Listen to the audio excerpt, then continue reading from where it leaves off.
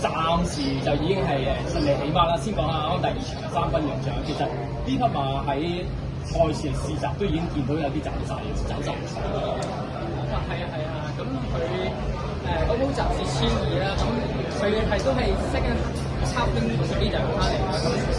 出面都好舒服，咁之前嗰個就個感覺好好啦，咁佢都好 fresh 啦而家呢個波路，佢本身因為跑開160米，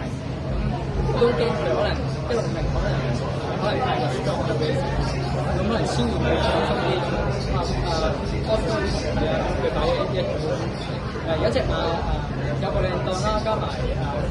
本身呢個有個 pass 嘅角色，所以已經算係贏得好輕鬆。原來今場嘅步速算唔算對佢有啲利？佢本身都比較有口嘅馬嚟，咁其實1200米已經過咗佢大塊啦，已經有得舒服咗少少，但係佢都重要程度咯，因為而家都有上1200頭先都有少少咁長口嘅，所以希望進步多啲會贏更加多嘅賽事。佢哋之前喺1里都有個表現咧，呢匹馬性能會廣泛，可能要下一場認真食翻咗嚟。咁呢個決定留翻俾人頭啦，但係暫時都冇問題，我覺得可能係 fresh 咗啊嘛，所以1200今日係我覺得係啱啱好。唔係，另外喺頭場我哋都同住按次勇士一磅到底贏馬，呢匹馬亦都係喺試習度都見到佢有啲好嘅走勢。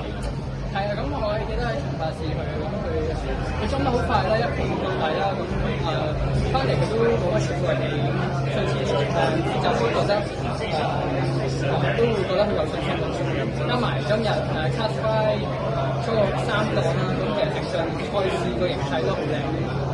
點解你喺上季尾都已經係成績非常之好嘅，接喺今季都有個好好嘅開始啦。多謝師傅嘅支持啦，有實力馬相當希望而家會爭取到一啲有實力嘅賽。再一次講，恭喜晒你啊 ，Frankie，繼續贏，繼續贏，相信你。